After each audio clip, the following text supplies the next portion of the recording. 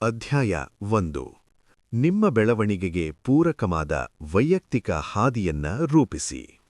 ಕೆಲವರು ಜೀವನದಲ್ಲಿ ಸದಾ ಮುನ್ನಡೆಯುತ್ತಿದ್ದರೆ ಇನ್ನು ಕೆಲವರು ಇದ್ದಲ್ಲೇ ಏಕೆ ನಿಂತುಬಿಡುತ್ತಾರೆ ಎಂಬ ವಿಷಯದ ಬಗ್ಗೆ ನನ್ನ ಇಡೀ ಜೀವನವನ್ನು ಅಧ್ಯಯನ ಮಾಡಿದ ವ್ಯಕ್ತಿಯಾಗಿ ನಾನು ನಿಮ್ಮೊಂದಿಗೆ ಮಾತನಾಡುತ್ತಿದ್ದೇನೆ. ಪ್ರತಿಯೊಬ್ಬರೂ ಉತ್ತಮ ಜೀವನದ ಭರವಸೆ ಹೊಂದಿರುತ್ತಾರೆ. ಪ್ರತಿಯೊಬ್ಬರೂ ಪ್ರಗತಿಯನ್ನು ಬಯಸುತ್ತಾರೆ. ಪ್ರತಿಯೊಬ್ಬರೂ ತಮ್ಮ ನಾಳೆ ಇಂದಿಗಿಂತ ಬಲವಾಗಿರಲಿ ಎಂದು ಹಾರೈಸುತ್ತಾರೆ. ಆದರೆ ಕೇವಲ ಬಯಸುವುದರಿಂದ ಏನೂ ಆಗದು. ಆಸೆ ಪಡುವುದು ಸಾಲದು. ಭರವಸೆ ಎಂಬುದು ಒಂದು ಕ್ಷಣಕ್ಕೆ ಖುಷಿ ನೀಡಬಹುದು, ಆದರೆ ಅದು ನಿಮ್ಮ ಕಾಲುಗಳನ್ನು ಮುನ್ನಡೆಸಲಾರದು. ಯಾವಾಗ ಒಬ್ಬ ವ್ಯಕ್ತಿಯು ತನ್ನ ಜೀವನಕ್ಕೆ ಅರ್ಥ ನೀಡುವಂತಹ ಒಂದು ಯೋಜನೆಯನ್ನು ರೂಪಿಸಲು ನಿರ್ಧರಿಸುತ್ತಾನೋ ಅಂದೇ ಆತನ ಬೆಳವಣಿಗೆ ಆರಂಭವಾಗುತ್ತದೆ. ಅದು ನಿಮ್ಮ ವ್ಯಕ್ತಿತ್ವಕ್ಕೆ ಮತ್ತು ನೀವು ಏನಾಗಬೇಕು ಎಂಬ ಗುರಿಗೆ ಹೊಂದಿಕೆಯಾಗುವ ವೈಯಕ್ತಿಕ ಹಾದಿಯಾಗಿರಬೇಕು. ಆ ಯೋಜನೆ ಪ್ರತಿದಿನ ನಿಮಗೆ ಸರಿಯಾದ ದಿಕ್ಕನ್ನು ತೋರಿಸುತ್ತದೆ. ಜೀವನದಲ್ಲಿ ಯಾವುದು ಮುಖ್ಯ ಎಂಬುದನ್ನು ನೆನಪಿಸುತ್ತದೆ. ಗೊಂದಲದಲ್ಲಿದ್ದಾಗ ಮುಂದಿನ ಹೆಜ್ಜೆಯನ್ನು ತೋರಿಸುತ್ತದೆ. ಇಂತಹ ವೈಯಕ್ತಿಕ ಹಾದಿಯನ್ನು ನಿರ್ಮಿಸುವುದು ಒಂದು ಪ್ರಾಮಾಣಿಕ ಕ್ಷಣದಿಂದ ಆರಂಭವಾಗುತ್ತದೆ. ನೀವು ಈಗ ಎಲ್ಲಿದ್ದೀರೋ ಅಲ್ಲಿಯೇ ನಿಂತು ನಿಮ್ಮ ಜೀವನದ ಬಗ್ಗೆ ಸತ್ಯವನ್ನು ಒಪ್ಪಿಕೊಳ್ಳಿ. ನಿಮ್ಮ ಪರಿಶ್ರಮದ ಬಗ್ಗೆ, ನಿಮ್ಮ ಅಭ್ಯಾಸಗಳ ಬಗ್ಗೆ ಮತ್ತು ನೀವು ಇದುವರೆಗೆ ಯಾವುದನ್ನು ತಪ್ಪಿಸುತ್ತಾ ಬಂದಿದ್ದೀರೋ ಅದರ ಬಗ್ಗೆ ನಿಷ್ಠುರವಾದ ಸತ್ಯವನ್ನು ಹೇಳಿಕೊಳ್ಳಿ. ಇದು ಸುಲಭವಲ್ಲ, ಆದರೆ ಅತ್ಯಗತ್ಯ. ಏಕೆಂದರೆ ನೀವು ಎಲ್ಲಿ ನಿಂತಿದ್ದೀರಿ ಎಂಬುದನ್ನು ಒಪ್ಪಿಕೊಳ್ಳದ ಹೊರತು ಅಲ್ಲಿಂದ ಬೆಳೆಯಲು ಸಾಧ್ಯವಿಲ್ಲ. ಒಮ್ಮೆ ನಿಮ್ಮ ನಿಜವಾದ ಆರಂಭದ ಸ್ಥಾನವನ್ನು ಗುರುತಿಸಿದರೆ ನಿಮಗೆ ಶಕ್ತಿ ಸಿಗುತ್ತದೆ. ಬದಲಾಗುವ ಶಕ್ತಿ, ನಿಯಂತ್ರಣ ಸಾಧಿಸುವ ಶಕ್ತಿ ಮತ್ತು ಏನನ್ನು ಇಟ್ಟುಕೊಳ್ಳಬೇಕು, ಏನನ್ನು ಬಿಡಬೇಕು ಎಂದು ನಿರ್ಧರಿಸುವ ಶಕ್ತಿ. ನಂತರ ನೀವು ಭವಿಷ್ಯದಲ್ಲಿ ಯಾರಾಗಬೇಕು ಎಂಬುದನ್ನು ಗಮನಿಸಿ. ಯಾವುದೋ ಒಂದು ದಿನ ಏನೋ ಆಗುತ್ತೇನೆ ಎಂಬ ಅಸ್ಪಷ್ಟ ಚಿತ್ರಣ ಬೇಡ. ಕಣ್ಣು ಮುಚ್ಚಿ ಆ ವ್ಯಕ್ತಿಯನ್ನು ಸೂಕ್ಷ್ಮವಾಗಿ ಗಮನಿಸಿ. ಆ ವ್ಯಕ್ತಿ ಹೇಗೆ ನಿಲ್ಲುತ್ತಾರೆ? ಅವರ ಧ್ವನಿ ಹೇಗಿದೆ? ಅವರು ಪ್ರತಿದಿನ ಬೆಳಿಗ್ಗೆ ಎಂತಹ ನಿರ್ಧಾರಗಳನ್ನು ತೆಗೆದುಕೊಳ್ಳುತ್ತಾರೆ? ಅವರು ಎಂತಹ ಜನರ ಸ್ನೇಹ ಮಾಡುತ್ತಾರೆ? ಅವರ ಜೀವನದಲ್ಲಿ ಎಂತಹ ಶಿಸ್ತುವಿದೆ? ಈ ಚಿತ್ರಣ ಕೇವಲ ಕನಸಲ್ಲ, ಇದು ನಿಮ್ಮ ಗುರಿ, ಅಂದರೆ ಟಾರ್ಗೆಟ್. ಗುರಿ ಇಲ್ಲದಿದ್ದರೆ ನೀವು ದಿಕ್ಕು ತಪ್ಪುತ್ತೀರಿ. ಜಗತ್ತು ನಿಮ್ಮನ್ನು ತಳ್ಳಾಡುತ್ತದೆ. ಇತರರು ನಿಮ್ಮ ಜೀವನವನ್ನು ನಿರ್ಧರಿಸುತ್ತಾರೆ. ಆದರೆ ನೀವು ಯಾರಾಗಬೇಕು ಎಂಬುದು ನಿಮಗೆ ತಿಳಿದಾಗ ನೀವು ಉದ್ದೇಶಪೂರ್ವಕವಾಗಿ ಸಾಗುತ್ತೀರಿ. ಈಗ ನೀವು ಯಾವ ವಿಷಯದಲ್ಲಿ ಬೆಳೆಯಬೇಕು ಎಂಬುದನ್ನು ಬರೆದಿಡಿ. ಅದು ಸ್ಪಷ್ಟವಾಗಿರಲಿ. ಉದಾಹರಣೆಗೆ, ಏಕಾಗ್ರತೆಯನ್ನು ಹೆಚ್ಚಿಸಿಕೊಳ್ಳುವುದು, 4 ಜನರ ಮುಂದೆ ಆತ್ಮವಿಶ್ವಾಸದಿಂದ ಮಾತನಾಡುವುದು, ದಿನದ ಕೆಲಸವನ್ನು ಬೇಗ ಮುಗಿಸುವುದು, ಆರೋಗ್ಯ ಮತ್ತು ಉತ್ಸಾಹವನ್ನು ಹೆಚ್ಚಿಸಿಕೊಳ್ಳುವುದು. ಇನ್ನೂ ಉತ್ತಮವಾಗಬೇಕು ಎನ್ನುವ ಬದಲು ನೀವು ಯಾವ ವಿಷಯದಲ್ಲಿ, ಹೇಗೆ ಮತ್ತು ಯಾವಾಗ ಉತ್ತಮವಾಗಬೇಕು ಎಂಬುದು ಸ್ಪಷ್ಟವಾಗಿರಲಿ. ಪ್ರಗತಿಯು ಅಳೆಯುವಂತಿರಬೇಕು. ಪ್ರಗತಿಯನ್ನು ಕಂಡಾಗ ನಿಮ್ಮಲ್ಲಿ ಆತ್ಮವಿಶ್ವಾಸ ಮೂಡುತ್ತದೆ. ಆಗ ನೀವು ಇನ್ನಷ್ಟು ಮುನ್ನಡೆಯುತ್ತೀರಿ. ಎಲ್ಲವನ್ನೂ ಒಂದೇ ವಾರದಲ್ಲಿ ಬದಲಾಯಿಸಲು ಹೋಗಬೇಡಿ. ಮನುಷ್ಯನ ಮನಸ್ಸು ಹಾಗೆ ಕೆಲಸ ಮಾಡುವುದಿಲ್ಲ. ಅತಿಯಾದ ಬದಲಾವಣೆಗಳು ಗೊಂದಲ ಮತ್ತು ಒತ್ತಡವನ್ನು ತರುತ್ತವೆ. ಅದರ ಬದಲಾಗಿ 1 ಅಥವಾ 2 ಮುಖ್ಯ ಬದಲಾವಣೆಗಳನ್ನು ಆರಿಸಿ ನಿಮ್ಮ ದಿನಚರಿಯ ಭಾಗವಾಗಿಸಿಕೊಳ್ಳಿ. ಬೆಳವಣಿಗೆ ಎಂಬುದು ಅವಸರದ ಕೆಲಸವಲ್ಲ. ಇದು ಹಂತ-ಹಂತವಾಗಿ ನಡೆಯುವ ಪ್ರಕ್ರಿಯೆ. ಮುಂದೆ ನಿಮಗೆ ಒಂದು ಬಲವಾದ ಕಾರಣ ಬೇಕು. ಆಯಾಸವಾದಾಗಲೂ ನಿಮ್ಮನ್ನು ಓಡವಂತೆ ಮಾಡುವ, ಬೆಳಿಗ್ಗೆ ಅಲಾರ್ಮ್ ಹೊಡೆದಾಗ ಹಾಸಿಗೆಯಿಂದ ಏಳುವಂತೆ ಮಾಡುವ ಕಾರಣವದು. ನೀವು ಬೆಳೆಯದಿದ್ದರೆ ಏನನ್ನು ಕಳೆದುಕೊಳ್ಳುತ್ತೀರಿ, ಗುರಿ ತಲುಪಿದರೆ ಏನನ್ನು ಪಡೆಯುತ್ತೀರಿ ಎಂಬುದನ್ನು ಯೋಚಿಸಿ. ಸ್ಪಷ್ಟವಾದ ಕಾರಣವಿದ್ದರೆ ಕಷ್ಟದ ಹಾದಿಯು ಸುಲಭವೆನಿಸುತ್ತದೆ. ನಿಮ್ಮ ಅಭ್ಯಾಸಗಳನ್ನು ಗಮನಿಸಿ. ಪ್ರತಿ ಅಭ್ಯಾಸವು ನಿಮ್ಮನ್ನು ಬೆಳೆಸುತ್ತದೆ ಅಥವಾ ಕುಗ್ಗಿಸುತ್ತದೆ. ನಿಮ್ಮ ಗುರಿಗೆ ಅಡ್ಡಿಯಾಗುವ ಅಭ್ಯಾಸಗಳನ್ನು ಬಿಟ್ಟು ಬೆಂಬಲ ನೀಡುವ ಅಭ್ಯಾಸಗಳನ್ನು ಅಳವಡಿಸಿಕೊಳ್ಳಿ. ನಿಮ್ಮ ಆಸೆಗಳಿಗಿಂತ ನಿಮ್ಮ ಅಭ್ಯಾಸಗಳೇ ನಿಮ್ಮ ಬೆಳವಣಿಗೆಯನ್ನು ನಿರ್ಧರಿಸುತ್ತವೆ. ಬೆಳವಣಿಗೆಗೆ ಒಂದು ಶಿಸ್ತುಬದ್ಧ ದಿನಚರಿ ಅಗತ್ಯ. ಬೆಳಿಗ್ಗೆ ನಿಮ್ಮ ಗುರಿಗಳನ್ನು ನೆನಪಿಸಿಕೊಳ್ಳಿ. ಸಂಜೆ ನೀವು ಸಾಧಿಸಿದ್ದನ್ನು ವಿಮರ್ಶಿಸಿ. ನಿಮ್ಮ ದಿನವನ್ನು ನೀವೇ ನಿಯಂತ್ರಿಸಿದರೆ ನಿಮ್ಮ ಭವಿಷ್ಯವನ್ನು ನೀವೇ ರೂಪಿಸಬಹುದು. ಈ ಹಾದಿಯಲ್ಲಿ ನಿಮಗೆ ಅನುಮಾನಗಳು ಕಾಡಬಹುದು. ನೀವು ನಿಧಾನವಾಗಿ ಸಾಗುತ್ತಿದ್ದೀರಿ ಎಂದು ನಿಮ್ಮ ಮನಸ್ಸು ಹೇಳಬಹುದು. ಆದರೆ ನೆನಪಿರಲಿ, ಬೆಳವಣಿಗೆಗೆ ತಾಳ್ಮೆ ಬೇಕು. ರಾತ್ರೋರಾಕೆ ಯಾರೂ ಸಹಜ ಸಂಯಮಾಗರು. ಪ್ರತಿದಿನದ ಸಣ್ಣ ಪ್ರಯತ್ನಗಳೇ ನಿಮ್ಮನ್ನು ಬದಲಾಯಿಸುತ್ತವೆ. ನಿಮ್ಮನ್ನು ನೀವು ಇತರರಿಗೆ ಹೋಲಿಸಿಕೊಳ್ಳಬೇಡಿ.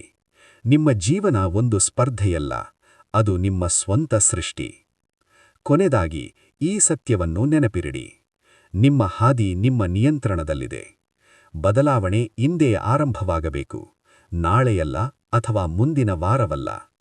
ಇಂದು ನೀವು ತೆಗೆದುಕೊಳ್ಳುವ ಒಂದು ಸಣ್ಣ ನಿರ್ಧಾರ, ಒಂದು ಸಣ್ಣ ಧೈರ್ಯ ನಿಮ್ಮ ಜೀವನವನ್ನೇ ಬದಲಾಯಿಸಬಲ್ಲದು. ನೀವು ಬೆಳೆಯಲು ಸಾಧ್ಯವಿದೆ. ನೀವು ಬಯಸಿದ ವ್ಯಕ್ತಿಯಾಗಿ ಬದಲಾಗಲು ಸಾಧ್ಯವಿದೆ. ನೀವು ಎಲ್ಲಿಂದ ಆರಂಭಿಸುತ್ತೀರಿ ಎಂಬುದು ಮುಖ್ಯವಲ್ಲ, ನೀವು ಆರಂಭಿಸುತ್ತೀರಿ ಎಂಬುದು ಮುಖ್ಯ. ನಿಮ್ಮ ಹಾದಿಯನ್ನು ನೀವೇ ರೂಪಿಸಿಕೊಳ್ಳಿ. ನೀವು ಪ್ರಗತಿಯನ್ನು ಅನುಭವಿಸಲು ಅರ್ಹರು. ಅಧ್ಯಾಯ 2. ನಿಮ್ಮ ನೈಜ ಮೌಲ್ಯಗಳಿಗೆ ಸರಿಹೊಂದುವ ಗುರಿಗಳನ್ನು ಆರಿಸಿ. ಪ್ರತಿಯೊಬ್ಬ ವ್ಯಕ್ತಿಗೂ ತನ್ನದೇ ಆದ ಕನಸುಗಳಿರುತ್ತವೆ. ಏಕಾಂತದಲ್ಲಿ ಅಥವಾ ರಾತ್ರಿಯ ಮೌನದಲ್ಲಿ ಆ ಕನಸುಗಳು ನಮ್ಮನ್ನು ಕಾಡುತ್ತವೆ. ಆದರೆ ಹೊಚ್ಚಿನ ಜನರು ತಮ್ಮ ಹೃದಯಕ್ಕೆ ಒಪ್ಪದ ವಿಷಯಗಳ ಹಿಂದೆ ಓಡುತ್ತಿರುತ್ತಾರೆ. ಯಾರೋ ಒಬ್ಬರು ಇದು ಮುಖ್ಯ ಎಂದು ಹೇಳಿದ್ದಕ್ಕೆ ಅವರು ಆ ಗುರಿಯನ್ನು ಬೆನ್ನಟ್ಟುತ್ತಾರೆ. ಇತರರನ್ನು ಮೆಚ್ಚಿಸಲು ಅಥವಾ ಸಮಾಜದ ಚೌಕಟ್ಟಿಗೆ ಹೊಂದಿಕೊಳ್ಳಲು ಪ್ರಯತ್ನಿಸುತ್ತಾರೆ. ನಿಮ್ಮ ಗುರಿಗಳು ನಿಮ್ಮ ವೈಯಕ್ತಿಕ ಮೌಲ್ಯಗಳಿಗೆ ಹೊಂದಿಕೆಯಾಗದಾಗ ಜೀವನದಲ್ಲಿ ಒತ್ತಡ, ಹತಾಶೆ ಮತ್ತು ಶೂನ್ಯಭಾವ ಮೂಡುತ್ತದೆ. ನೀವು ಬಹಳಷ್ಟನ್ನೂ ಸಾಧಿಸಬಹುದು, ಆದರೆ ಮನಸ್ಸಿನ ಒಳಗಡೆ ಯಾವುದೇ ತೃಪ್ತಿಯಿರುವುದಿಲ್ಲ. ಇದೀ ಕಾರಣಕ್ಕೆ ನಿಮ್ಮ ನೈಜ ಮೌಲ್ಯಗಳಿಗೆ ಹೊಂದಿಕೆಯಾಗುವ ಗುರಿಗಳನ್ನು ಆರಿಸುವುದು ಬಹಳ ಮುಖ್ಯ. ಅದು ನಿಮ್ಮ ಸಾಧನೆಗೆ ಒಂದು ಅರ್ಥವನ್ನು ನೀಡುತ್ತದೆ. ಮೌಲ್ಯಗಳು ಎಂದರೆ ನಿಮ್ಮ ಆಳದ ಮನಸ್ಸಿಗೆ ಅತ್ಯಂತ ಮುಖ್ಯವೆನಿಸುವ ವಿಷಯಗಳು. ನೀವು ಗಮನಿಸದಿದ್ದರೂ ಅವು ನಿಮ್ಮ ನಿರ್ಧಾರಗಳನ್ನು ನಿಯಂತ್ರಿಸುತ್ತವೆ. ಒಂದು ನಿರ್ಧಾರವು ನಿಮ್ಮ ಮೌಲ್ಯಕ್ಕೆ ಅನುಗುಣವಾಗಿದ್ದರೆ ನೀವು ಹೆಮ್ಮೆಪಡುತ್ತೀರಿ, ಇಲ್ಲವಾದರೆ ಅಸಮಾಧಾನಗೊಳ್ಳುತ್ತೀರಿ. ಗುರಿಗಳು ಮತ್ತು ಮೌಲ್ಯಗಳು ಒಂದಾದಾಗ ಜೀವನದಲ್ಲಿ ಸ್ಪಷ್ಟತೆ ಮತ್ತು ಹೊಸ ಚೈತನ್ಯ ಮೂಡುತ್ತದೆ. ಬೆಳವಣಿಗೆ ಎಂಬುದು ಸಹಜ ಪ್ರಕ್ರಿಯೆಯಾಗುತ್ತದೆ. ಮೊದಲು ನಿಮಗೆ ಯಾವುದು ಅತಿ ಮುಖ್ಯ ಎಂಬುದನ್ನು ಅರ್ಥಮಾಡಿಕೊಳ್ಳಿ. ನಿಮ್ಮ ಜೀವನದಲ್ಲಿ ನೀವು ಅತ್ಯಂತ ಸಂತೋಷದಿಂದ ಮತ್ತು ಜೀವಂತಿಕೆಯಿಂದ ಇದ್ದ ಕ್ಷಣಗಳನ್ನು ನೆನಪಿಸಿಕೊಳ್ಳಿ. ನಿಮಗೆ ಹೆಮ್ಮೆ ತರುವ ವಿಷಯ ಯಾವುದು? ಅದು ಪ್ರಾಮಾಣಿಕತೆ ಇರಬಹುದು, ಶಿಸ್ತು, ಸೃಜನಶೀಲತೆ, ಕುಟುಂಬ, ಸ್ವಾತಂತ್ರ್ಯ ಅಥವಾ ಆರೋಗ್ಯವಾಗಿರಬಹುದು. ಇವುಗಳ ಪಟ್ಟಿಯನ್ನು ಸಿದ್ಧಪಡಿಸಿಕೊಳ್ಳಿ. ಈ ಪಟ್ಟಿ ನಿಮ್ಮ ದಾರಿದೀಪವಾಗುತ್ತದೆ. ನಿಮ್ಮ ಇಂದಿನ ಗುರಿಗಳನ್ನು ಒಮ್ಮೆ ನೋಡಿ. ಅವು ಏಕೆ ಮುಖ್ಯ ಎಂದು ನಿಮ್ಮನ್ನೇ ಕೇಳಿಕೊಳ್ಳಿ. ಕೇವಲ ಹಣ, ಅಂತಸ್ತು ಅಥವಾ ಬೇರೆಯವರ ಮೆಚ್ಚುಗೆಗಾಗಿ ಮಾತ್ರ ನೀವು ಆ ಕೆಲಸ ಮಾಡುತ್ತಿದ್ದರೆ ಆ ಗುರಿ ನಿಮ್ಮ ಮೌಲ್ಯಕ್ಕೆ ಹೊಂದಿಕೆಯಾಗುತ್ತಿಲ್ಲ ಎಂದರ್ಥ. ಹಣ ಮತ್ತು ಗೌರವ ಕ್ಷಣಿಕ ಸಂತೋಷ ನೀಡಬಹುದು, ಆದರೆ ದೀರ್ಘಕಾಲದ ತೃಪ್ತಿಯನ್ನು ನೀಡಲಾರದು. ಯಾವಾಗ ನಿಮ್ಮ ಗುರಿ ನಿಮ್ಮ ಹೃದಯಕ್ಕೆ ಹತ್ತಿರವಾಗಿರುತ್ತದೋ ಆಗ ಎಂತಹ ಕಷ್ಟ ಬಂದರೂ ನೀವು ಧೃತಿಗೆಡುವುದಿಲ್ಲ. ಒಂದು ಗುರಿಯನ್ನು ಆರಿಸುವಾಗ ನಿಮ್ಮ ಮನಸ್ಸಿನ ತುಡಿತವನ್ನು ಗಮನಿಸಿ. ಅದರಲ್ಲಿ ಕೇವಲ ಒತ್ತಡವಿದ್ದು ಯಾವುದೇ ಉತ್ಸಾಹವಿಲ್ಲವೆಂದರೆ ಅಲ್ಲಿ ಏನೋ ತಪ್ಪು ಇದೆ ಎಂದರ್ಥ. ಭಯದ ಜೊತೆಗೆ ಸಣ್ಣ ಉತ್ಸಾಹವಿದ್ದರೆ ಅದು ಸರಿಯಾದ ಹಾದಿ. ಏಕೆಂದರೆ ಬೆಳವಣಿಗೆಯು ನಿಮ್ಮನ್ನು ಬಲಶಾಲಿಯನ್ನಾಗಿ ಮಾಡುವ ಮುನ್ನ ಸ್ವಲ್ಪ ಆತಂಕಕ್ಕೆ ದೂಡುವುದು ಸಹಜ. ನಿಮ್ಮ ಜೀವನ ಏನನ್ನು ಪ್ರತಿನಿಧಿಸಬೇಕು? 10 ವರ್ಷಗಳ ನಂತರ ಹಿಂತಿರುಗಿ ನೋಡಿದಾಗ ನೀವು ಯಾವುದರ ಬಗ್ಗೆ ಹೆಮ್ಮೆ ಪಡಬೇಕು? ಗುರಿಗಳು ನಿಮ್ಮ ಒಳಗಿನ ಸತ್ಯದಿಂದ ಬಂದಾಗ ಇತರರೊಂದಿಗೆ ನಿಮ್ಮನ್ನು ಹೋಲಿಸಿಕೊಳ್ಳುವುದು ನಿಲ್ಲುತ್ತದೆ. ಬೇರೆಯವರ ಅನುಮೋದನೆಯ ಅವಶ್ಯಕತೆಯೂ ಇರುವುದಿಲ್ಲ. ಮೌಲ್ಯಗಳು ನಿಮಗೆ ಬೇಡ ಎಂದು ಹೇಳುವ ಧೈರ್ಯವನ್ನು ನೀಡುತ್ತವೆ. ಜೀವನದಲ್ಲಿ ಅನೇಕ ಅವಕಾಶಗಳು ಆಕರ್ಷಕವಾಗಿ ಕಂಡರೂ ಅವು ನಿಮ್ಮ ಹಾದಿಗೆ ಸರಿಹೊಂದದಿರಬಹುದು. ಮೌಲ್ಯಗಳ ಅರಿವಿದ್ದರೆ ಅಂತಹ ದಿಕ್ಕು ತಪ್ಪಿಸುವ ಆಕರ್ಷಣೆಗಳನ್ನು ತಿರಸ್ಕರಿಸಿ ನಿಮ್ಮ ಗುರಿಯತ್ತ ಗಮನ ಹರಿಸಬಹುದು. ಇದು ನಿಮ್ಮ ಸಮಯ ಮತ್ತು ಶಕ್ತಿಯನ್ನು ಉಳಿತಾಯ ಮಾಡುತ್ತದೆ. ನಿಮ್ಮ ಮೌಲ್ಯ ಆಧಾರಿತ ಗುರಿಯನ್ನು ಸಣ್ಣ ಸಣ್ಣ ಹಂತಗಳಾಗಿ ವಿಂಗಡಿಸಿ. ಉದಾಹರಣೆಗೆ, ನೀವು ಕಲಿಕೆಗೆ ಮೌಲ್ಯ ನೀಡುವವರಾದರೆ ಪ್ರತಿದಿನ ಓದುವ ಹವ್ಯಾಸ ಬೆಳೆಸಿಕೊಳ್ಳಿ. ಆರೋಗ್ಯಕ್ಕೆ ಮೌಲ್ಯ ನೀಡುವವರಾದರೆ ಪ್ರತಿದಿನ ವ್ಯಾಯಾಮ ಮಾಡಿ. ಸ್ವಾವಲಂಬನೆಗೆ ಮೌಲ್ಯ ನೀಡುವವರಾದರೆ ಹೊಸ ಕೌಶಲ್ಯಗಳನ್ನು ಕಲಿಯಿರಿ. ಹೀಗೆ ಪ್ರತಿದಿನ ಒಂದು ಹೆಜ್ಜೆ ಇಟ್ಟಾಗಲೂ ನಿಮ್ಮ ಜೀವನಕ್ಕೆ ಒಂದು ಅರ್ಥ ಸಿಗುತ್ತದೆ. ಸಣ್ಣ ಗೆಲುವುಗಳು ಆತ್ಮವಿಶ್ವಾಸವನ್ನು ಹೆಚ್ಚಿಸುತ್ತವೆ. ಚಾಲೆಂಜುಗಳು ಬಂದಾಗಲೂ ಈ ಕಷ್ಟಪಡಲು ಒಂದು ಸಾರ್ಥಕ ಕಾರಣವಿದೆ ಎಂಬ ಅರಿವು ನಿಮಗಿರುತ್ತದೆ. ಇನ್ನೊಂದು ಮುಖ್ಯ ವಿಷಯ, ನೀವು ಬೆಳೆಯುತ್ತಂತೆ ನಿಮ್ಮ ಮೌಲ್ಯಗಳು ಬದಲಾಗಬಹುದು. 15ನೇ ವರ್ಷದಲ್ಲಿ ಮುಖ್ಯವೆನಿಸಿದ್ದು 40ನೇ ವರ್ಷದಲ್ಲಿ ಮುಖ್ಯವೆನಿಸದಿರಬಹುದು. ಹಾಗಾಗಿ ಆಗಾಗ ನಿಮ್ಮ ಗುರಿಗಳನ್ನು ಪರೀಕ್ಷಿಸಿಕೊಳ್ಳಿ.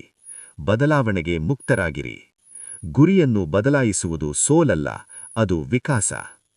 ನಿಮ್ಮ ಗುರಿ ಮತ್ತು ಮೌಲ್ಯಗಳು ಒಂದಾದಾಗ ಯಶಸ್ಸು ಕೇವಲ ನಣ ಅಥವಾ ಅಧಿಕಾರದ ರೂಪದಲ್ಲಿ ಬರುವುದಿಲ್ಲ, ಅದು ಆತ್ಮ. ನಮಸ್ಕಾರ ಸ್ನೇಹಿತರೆ.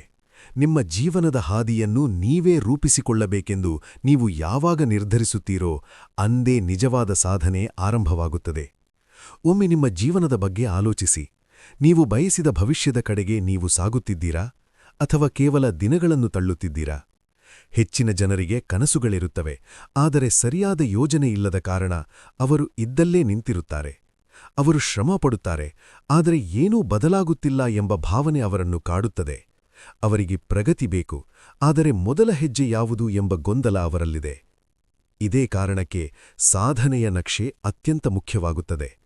ಇದು ನಿಮಗೆ ಸರಿಯಾದ ದಿಕ್ಕನ್ನು ತೋರಿಸುತ್ತದೆ. ಪ್ರತಿದಿನವೂ ಸಾರ್ಥಕ ಎನಿಸುವಂತಹ ಜೀವನವನ್ನು ಕಟ್ಟಿಕೊಳ್ಳಲು ಇದು ನಿಮಗೆ ಸಹಾಯ ಮಾಡುತ್ತದೆ.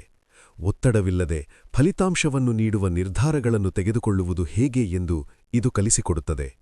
ನಿಮ್ಮನ್ನೇ ಒಂದು ಪ್ರಾಮಾಣಿಕ ಪ್ರಶ್ನೆ ಕೇಳಿಕೊಳ್ಳಿ. ಇದೇ ರೀತಿ ಬದುಕುತ್ತಾ ಹೋದರೆ ಭವಿಷ್ಯದಲ್ಲಿ ತಲುಪುವ ಸ್ಥಾನದ ಬಗ್ಗೆ ನಿಮಗೆ ಹೆಮ್ಮೆ ಇರುತ್ತದೆಯೇ?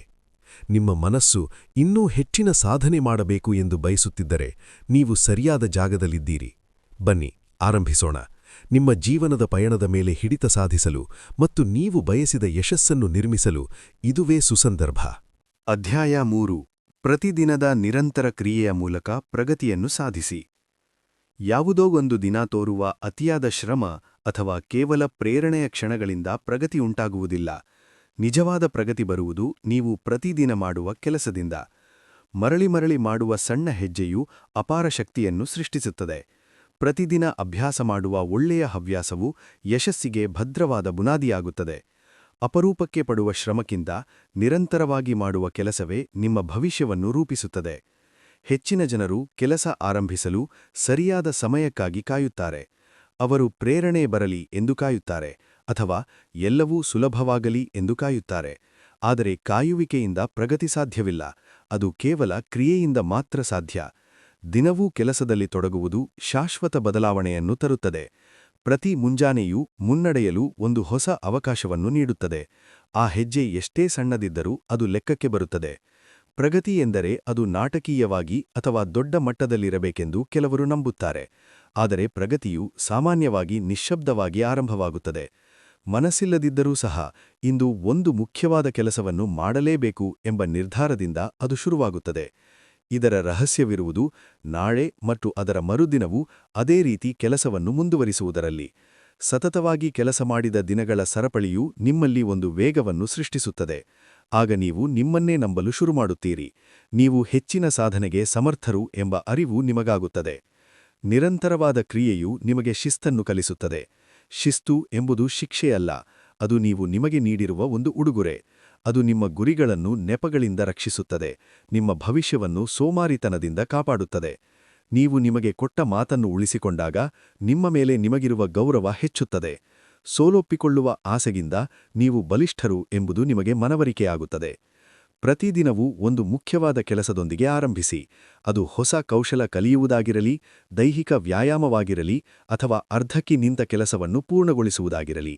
ಅದು ಪರಿಪೂರ್ಣವಾಗಿರಬೇಕಿಲ್ಲ, ಆದರೆ ಪೂರ್ಣಗೊಳ್ಳಬೇಕು. ಪರಿಪೂರ್ಣತೆ ಎಂಬುದು ಒಂದು ಬಲೆ ಇದ್ದಂತೆ, ಅದು ಎಲ್ಲವೂ ಸರಿಯಾಗುವವರೆಗೆ ಕೆಲಸವನ್ನೇ ಆರಂಭಿಸಲು ಬಿಡುವುದಿಲ್ಲ. ಆದರೆ ನಿರಂತರತೆಯು ಈಗಲೇ ಶುರುಮಾಡು, ಸಾಗುತ್ತಾ ಸಾಗುತ್ತಾ ಸುಧಾರಿಸು ಎಂದು ಹೇಳುತ್ತದೆ. ದಿನವೂ ಅನುಸರಿಸಲು ಒಂದು ಸರಳ ಯೋಜನೆಯನ್ನು ರೂಪಿಸಿಕೊಳ್ಳಿ. ಸಮಯ ಮತ್ತು ಸ್ಥಳವನ್ನು ನಿಗದಿಪಡಿಸಿ ಕೆಲಸಕ್ಕೆ ಹಾಜರಾಗಿ. ನಿಮಗೆ ಆಯಾಸವಾಗಿರಬಹುದು ಅಥವಾ ಗಮನ ಬೇರೆಡೆಗೆ ಸರಿಯುತ್ತಿರಬಹುದು, ಆದರೆ ಇವೆಲ್ಲವನ್ನೂ ಮೀರಿ ಕೆಲಸ ಮಾಡುವುದೇ ಸಾಧಕರ ಲಕ್ಷಣ. ಒಂದು ದಿನ ಕೆಲಸ ತಪ್ಪಿ ಹೋದರೆ ನಿಮ್ಮನ್ನು ನೀವು ದಂಡಿಸಿಕೊಳ್ಳಬೇಡಿ. ತಪ್ಪು ನಡೆದ ಮರುದಿನವೇ ಮತ್ತೆ ಹಳಿಗೆ ಮರಳುವುದು ಅತ್ಯಂತ ಮುಖ್ಯ. ವೇಗಕ್ಕಿಂತ ಪ್ರಗತಿಯ ಮೇಲೆ ಗಮನವಿರಲಿ. ವೇಗವಾಗಿ ಓಡುವವರು ಬೇಗನೆ ದಣಿಯುತ್ತಾರೆ, ಆದರೆ ನಿರಂತರವಾಗಿ ನಡೆಯುವವರು ದೀರ್ಘಕಾಲ ಸಾಗುತ್ತಾರೆ. ನಿನ್ನೆಗಿಂತ ಇಂದು ಕೇವಲ 1% ಉತ್ತಮವಾಗುವುದು ಹೇಗೆ ಎಂದು ಆಲೋಚಿಸಿ. 1% ಸುಧಾರಣೆ ಅಸಾಧ್ಯವೇನಲ್ಲ, ಆದರೆ ಅದು ಮರುಕಳಿಸಿದಾಗ ಅದ್ಭುತವಾದ ಬದಲಾವಣೆಯನ್ನು ತರುತ್ತದೆ. ನೀವು ಮಾಡುವ ಕೆಲಸಗಳನ್ನು ಬರೆದಿಡಿ. ಇದು ನೀವು ಮುನ್ನಡೆಯುತ್ತಿದ್ದೀರಿ ಎಂಬುದಕ್ಕೆ ನಿಮ್ಮ ಮೆದುಳಿಗೆ ಸಾಕ್ಷಿ ನೀಡುತ್ತದೆ. ಸಣ್ಣ ಗೆಲುವುಗಳನ್ನು ಆಚರಿಸಿ. ಪಟ್ಟಿಯಲ್ಲಿರುವ ಪ್ರತಿ ರೈಟ್ ಮಾರ್ಕ್ ನಿಮಗೆ ಶಕ್ತಿಯನ್ನು ನೀಡುತ್ತದೆ. ಕೆಲಸ ಮಾಡುವಾಗ ಕೇವಲ ಅಂದಿನ ಕೆಲಸದ ಮೇಲೆ ಗಮನವಿರಲಿ. ಗುರಿ ಎಷ್ಟು ದೂರವಿದೆ ಎಂದು ಚಿಂತಿಸಬೇಡಿ. ಭವಿಷ್ಯದ ಯೋಜನೆಗಳು ಮುಖ್ಯ, ಆದರೆ ವರ್ತಮಾನದ ಕ್ರಿಯೆಯು ಆ ಯೋಜನೆಗಳಿಗೆ ಜೀವ ನೀಡುತ್ತದೆ. ಗಮನವನ್ನು ಕಡೆಯುವ ಅಡ್ಡೆತಡೆಗಳನ್ನು ದೂರವಿಡಿ. ಅಡ್ಡೆತಡೆಗಳು ಮೇಲ್ನೋಟಕ್ಕೆ ಸಣ್ಣದಾಗಿ ಕಂಡರೂ ಅವು ನಿಮ್ಮ ಪ್ರಗತಿಯನ್ನು ನಿಧಾನವಾಗಿ ನಾಶಗೊಳಿಸುತ್ತವೆ. ನಿಮ್ಮ ಫೋನ್ ನಿಮ್ಮ ಗಮನ ಕಡೆಯುತ್ತಿದ್ದರೆ ಕೆಲಸದ ಸಮಯದಲ್ಲಿ ಅದನ್ನು ದೂರವಿಡಿ. ನಿಮ್ಮ ಸುತ್ತಮುತ್ತಲಿನ ಪರಿಸರವು ನೀವು ಬಿಟ್ಟು ಬಂದ ಹಳೆಯ ಜೀವನದಂತಿರದೆ ನೀವು ತಲುಪಬೇಕಾದ ಹೊಸ ಜೀವನದಂತಿರಲಿ. ಏನು ಮಾಡಬೇಕು ಎಂದು ನಿಮಗೆ ತಿಳಿದಿದ್ದರೆ ಈ ಕಾಮೆಂಟ್ ಬಾರಿಸಿ. ದಿನಚರಿಯನ್ನು ರೂಢಿಸಿಕೊಳ್ಳಿ. ಅಭ್ಯಾಸವು ಸ್ವಯಂಪೂರ್ಣವಾದಾಗ ಶಿಸ್ತು ಸುಲಭವಾಗುತ್ತದೆ. ಪ್ರತಿದಿನ ಬೆಳಿಗ್ಗೆ ಪ್ರಗತಿಗೆ ಪೂರಕವಾದ ಒಂದು ಕೆಲಸದಿಂದ ದಿನ ಆರಂಭಿಸಿ. ಪ್ರತಿ ರಾತ್ರಿ ನೀವು ಮಾಡಿದ್ದನ್ನು ವಿಮರ್ಶಿಸಿಕೊಳ್ಳಿ. ಈ ಲಯವು ನಿಮ್ಮನ್ನು ಗುರಿಯತ್ತ ಕೇಂದ್ರೀಕರಿಸುತ್ತದೆ. ಜವಾಬ್ದಾರಿಯುತವಾಗಿರಿ. ನಿಮ್ಮ ಗುರಿಗಳ ಬಗ್ಗೆ ನೀವು ನಂಬುವ ಯಾರೊಬ್ಬರಿಗೆ ತಿಳಿಸಿ. ಯಾರಾದರೂ ನಿಮ್ಮ ಪ್ರಗತಿಯ ಬಗ್ಗೆ ಕೇಳುತ್ತಾರೆ ಎಂಬ ಅರಿವು ನಿಮ್ಮನ್ನು ಕೆಲಸ ಮಾಡುವಂತೆ ಪ್ರೇರೇಪಿಸುತ್ತದೆ. ನೀವು ಏಕಾಂಗಿಯಾಗಿ ಕೆಲಸ ಮಾಡಲು ಬಯಸಿದರೆ ನಿಮ್ಮ ಕೆಲಸಗಳನ್ನು ಟ್ರ್ಯಾಕ್ ಮಾಡಿ. ಸಾಲಾಗಿ ನೀವು ಮಾಡಿದ ಕೆಲಸದ ದಾಖಲೆಯನ್ನು ನೋಡಿದಾಗ ಅದನ್ನು ಮುಂದುವರಿಸಲು ಆಸೆ ಉಂಟಾಗುತ್ತದೆ. ಸಮಯವನ್ನು ಗೌರವಿಸಿ. ನೀವು ವ್ಯರ್ಥ ಮಾಡುವ ಪ್ರತಿ ನಿಮಿಷವೂ ನಿಮ್ಮ ಕನಸಿನ ಜೀವನದಿಂದ ನಿಮ್ಮನ್ನು ದೂರ ಮಾಡುತ್ತದೆ. ಪ್ರಮುಖ ಕೆಲಸಗಳನ್ನು ಶಕ್ತಿಯಿದ್ದಾಗಲೇ ಮೊದಲು ಮುಗಿಸಿ. ಶಿಸ್ತಿಗೆ ಕೆಲವೊಮ್ಮೆ ಸೌಕರ್ಯಗಳ ತ್ಯಾಗದ ಅಗತ್ಯವಿದೆ. ನಿದ್ದೆ ಬೇಕೆನಿಸಿದಾಗ ಬೇಗ ಏಳುವುದು, ವಿಶ್ರಾಂತಿ ಬೇಕೆನಿಸಿದಾಗ ಕೆಲಸ ಮಾಡುವುದು, ಇವೆಲ್ಲವೂ ಶಿಕ್ಷೆಯಲ್ಲ, ನಿಮ್ಮ ಗುರಿಯ ಮೇಲೆ ನಿಮಗಿರುವ ಪ್ರೀತಿಯ ಸಾಕ್ಷಿ. ಆತ್ಮನಿಯಂತ್ರಣವನ್ನು ಸಾಧಿಸಿ. ನಿಮ್ಮ ಆಲೋಚನೆಗಳು ಮತ್ತು ಒತ್ತಡದ ಸಂದರ್ಭಗಳಿಗೆ ನೀವು ಹೇಗೆ ಪ್ರತಿಕ್ರಿಯಿಸುತ್ತೀರಿ ಎಂಬುದು ಮುಖ್ಯ. ಕೈಬಿಡಬೇಕು ಎನಿಸುವ ಕ್ಷಣವೇ ನೀವು ಮುಂದುವರೆಯಬೇಕಾದ ಅತಿ ಮುಖ್ಯ ಕ್ಷಣ. ಅದೇ ಕ್ಷಣ ನಿಮ್ಮ ವ್ಯಕ್ತಿತ್ವವನ್ನು ರೂಪಿಸುತ್ತದೆ. ನಿಮ್ಮ ಗುರಿ ಏನಿರಬೇಕು ಎಂಬ ಬಲವಾದ ಕಾರಣವನ್ನು ನೆನಪಿಟ್ಟುಕೊಳ್ಳಿ. ಅದನ್ನು ಪ್ರತಿದಿನ ಕಾಣುವಂತೆ ಬರೆದಿಡಿ. ನೀವು ದೊಡ್ಡ ಗುರಿಯನ್ನು ಸಣ್ಣ ಸಣ್ಣ ಹಂತಗಳಾಗಿ ವಿಂಗಡಿಸಿದಾಗ ಶಿಸ್ತು ಪಾಲಿಸುವುದು ಸುಲಭವಾಗುತ್ತದೆ. ಪ್ರತಿ ಸಣ್ಣ ಗೆಲುವನ್ನು ಆನಂದಿಸಿ. ಯಾವುದಾದರೂ ದಿನ ದಾರಿ ತಪ್ಪಿದರೆ ನಿಮ್ಮನ್ನು ನೀವು ದೋಷಿಸಿಕೊಳ್ಳಬೇಡಿ. ಶಿಸ್ತು ಎಂಬುದು ಪರಿಪೂರ್ಣತೆಯಲ್ಲ, ಅದು ನಿರಂತರ ಪ್ರಯತ್ನ. ಸೋಲಿನಿಂದ ಎಷ್ಟು ಬೇಗ ಚೇತರಿಸಿಕೊಳ್ಳುತ್ತೀರಿ ಎಂಬುದು ಮುಖ್ಯ. ನಿಮಗೆ ಕಷ್ಟಪಡುವ ಅಧಿಕಾರವಿದೆ, ಆದರೆ ಕೈಬಿಡುವ ಅಧಿಕಾರವಿಲ್ಲ. ಉದ್ದೇಶಪೂರ್ವಕವಾಗಿ ಬದುಕುವ ಜನರ ಸ್ನೇಹ ಮಾಡಿ. ಶಿಸ್ತಿನ ಜನರ ಜೊತೆಗಿದ್ದಾಗ ನಿಮ್ಮ ಶಿಸ್ತು ಬಲಗೊಳ್ಳುತ್ತದೆ. ಶಿಸ್ತು ಎಂಬುದು ಒಂದು ವಾರದಲ್ಲಿ ಬರುವುದಿಲ್ಲ, ಅದು ನಿರಂತರ ಅಭ್ಯಾಸ. ಪ್ರಗತಿ ನಿಧಾನವೆನಿಸಿದರೂ, ಸದ್ಯಕ್ಕೆ ಯಾರಿಗೂ ಅದು ಕಾಣದಿದ್ದರೂ ನಿಮ್ಮ ವ್ಯವಸ್ಥೆಯ ಮೇಲೆ ನಂಬಿಕೆ ಇರಲಿ. ಕ್ಷಣಿಕ ಭಾವನೆಗಳು ನಿಮ್ಮ ದೀರ್ಘಕಾಲದ ಗುರಿಗಳನ್ನು ಅಳಿಸಿಹಾಕಲು ಬಿಡಬೇಡಿ. ನಿಮ್ಮ ಪ್ರಗತಿಗೆ ನೀವೇ ಜವಾಬ್ದಾರರು. ಯಾವಾಗ ನೀವು ಶಿಸ್ತನ್ನು ಬಲಪಡಿಸುತ್ತೀರಿ, ಆಗ ನಿಮ್ಮ ಜೀವನದ ನಿಯಂತ್ರಣ ನಿಮ್ಮ ಕೈಗೆ ಬರುತ್ತದೆ. ಪ್ರತಿದಿನ ಶಿಸ್ತಿನಿಂದ ಇರಿ, ಧೈರ್ಯವಾಗಿ ಮುನ್ನಡೆಯಿರಿ. ಒಂದು ಶಿಸ್ತಿನ ದಿನ ಇನ್ನೊಂದಕ್ಕೆ ದಾರಿ ಮಾಡಿಕೊಡುತ್ತದೆ, ಮತ್ತು ಶೀಘ್ರದಲ್ಲೇ ನೀವು ಕಲ್ಪಿಸಿಕೊಂಡಿದ್ದ ಜೀವನವೇ ನಿಮ್ಮ ವಾಸ್ತವವಾಗುತ್ತದೆ. ಅಧ್ಯಾಯ 5. ನಿಮ್ಮ ಹಾದಿಯಲ್ಲಿ ಬದಲಾವಣೆ ಅಗತ್ಯವಿದ್ದಾಗ ಬೇಗನೆ ಹೊಂದಿಕೊಳ್ಳಿ. ಜೀವನವು ಯಾವಾಗಲೂ ನಾವು ರೂಪಿಸಿದ ಯೋಜನೆಯನ್ನೇ ಅನುಸರಿಸುವುದಿಲ್ಲ. ನಮಗೆ ಸರಿಯೆನಿಸುವ ಸ್ಪಷ್ಟ ಹಾದಿಯನ್ನು ನಾವು ವಿನ್ಯಾಸಗೊಳಿಸಬಹುದು, ಆದರೆ ಇದ್ದಕ್ಕಿದ್ದಂತೆ ಯಾವುದೋ ಒಂದು ಘಟನೆ ಎಲ್ಲವನ್ನೂ ಬದಲಿಸಿಬಿಡಬಹುದು. ಸಂದರ್ಭಗಳು ಬದಲಾಗುತ್ತವೆ, ಮನುಷ್ಯರು ಬದಲಾಗುತ್ತಾರೆ, ಅನಿರೀಕ್ಷಿತ ಸವಾಲುಗಳು ಮತ್ತು ಅವಕಾಶಗಳು ಎದುರಾಗುತ್ತವೆ. ಒಂದು ಕಾಲದಲ್ಲಿ ಪರಿಪೂರ್ಣವೆನಿಸದ ಯೋಜನೆಗಳು ಮುಂದೆ ನಮಗೆ ಒಪ್ಪದಿರಬಹುದು. ಅಂಥ ಕ್ಷಣಗಳಲ್ಲಿ ಹೊಂದಾಣಿಕೆ, ಅಡ್ಯಾಪ್ಟಬಿಲಿಟಿ ನಿಮ್ಮ ಅತಿದೊಡ್ಡ ಶಕ್ತಿಯಾಗುತ್ತದೆ. ಹೊಂದಾಣಿಕೆ ಎಂದರೆ ಗುರಿಯನ್ನು ಬಿಟ್ಟುಕೊಡುವುದು ಎಂದಲ್ಲ, ಅದರ ಬದಲಾಗಿ ಉದ್ದೇಶವನ್ನು ಸಾಧಿಸಲು ಉತ್ತಮವಾದ ದಾರಿಯನ್ನು ಆರಿಸಿಕೊಳ್ಳುವುದು ಎಂದರ್ಥ. ಅನೇಕ ಜನರು ಬದಲಾವಣೆಗೆ ನಿರಾಕರಿಸುವ ಕಾರಣದಿಂದಲೇ ಒಂದೇ ಕಡೆ ಸಿಲುಕಿಕೊಳ್ಳುತ್ತಾರೆ. ಫಲಿತಾಂಶ ನೀಡದ ಕೆಲಸವನ್ನೇ ಅವರು ಮರಳಿ ಮಾಡುತ್ತಾರೆ. ಹೊಂದಾಣಿಕೆಗೆ ಅವರು ಹೆದರುತ್ತಾರೆ. ಆದರೆ ನೆನಪಿಡಿ, ತಪ್ಪು ದಾರಿಯಲ್ಲಿ ಮುಂದುವರಿಯುವುದು ನಿಮ್ಮನ್ನು ಸರಿಯಾದ ಗುರಿಗೆ ತಲುಪಿಸಲಾರದು. ಯಶಸ್ಸಿಗೆ ಹಳೆಯ ಯೋಜನೆಗಳ ಅಪ್ಡೇಟ್ ಅಗತ್ಯವಿರುತ್ತದೆ. ಹೊಂದಾಣಿಕೆಯು ಅರಿವಿನಿಂದ ಆರಂಭವಾಗುತ್ತದೆ. ನಿಮಗೆ ಸಿಗುತ್ತಿರುವ ಫಲಿತಾಂಶಗಳನ್ನು ಗಮನಿಸಿ. ನಿಮ್ಮ ಈಗಿನ ದಾರಿ ಪ್ರಗತಿ ತರುತ್ತಿಲ್ಲ ಎಂದರೆ ಅದನ್ನು ಪ್ರಾಮಾಣಿಕವಾಗಿ ಒಪ್ಪಿಕೊಳ್ಳಿ.